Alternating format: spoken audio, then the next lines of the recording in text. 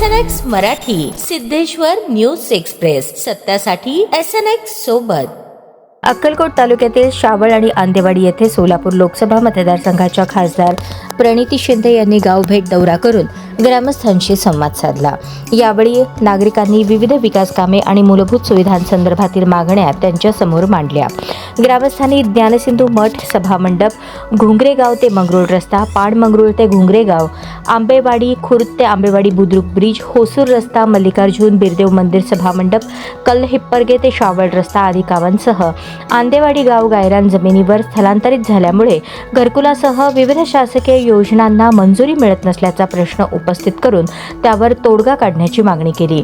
ग्रामस्थांशी संवाद साधताना खासदार प्रणिती शिंदे यांनी गावाच्या सर्वांगीण विकासासाठी आपण कटिबद्ध असल्याचे सांगितले.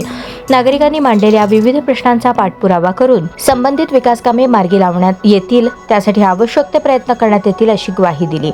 यावेळी खासदार प्रणिती शिंदे यांनी ज्ञानसिंधू मठ सभा मंडपासाठी निधी देण्याची घोषणा केली. गावातील प्रलंबित प्रश्न, नागरिकांच्या अडचणी सोडवण्यासाठी संबंधित विभागांकडे पाठपुरावा करून विकास कामांना गती देण्यात येईल असे आश्वासन दिले.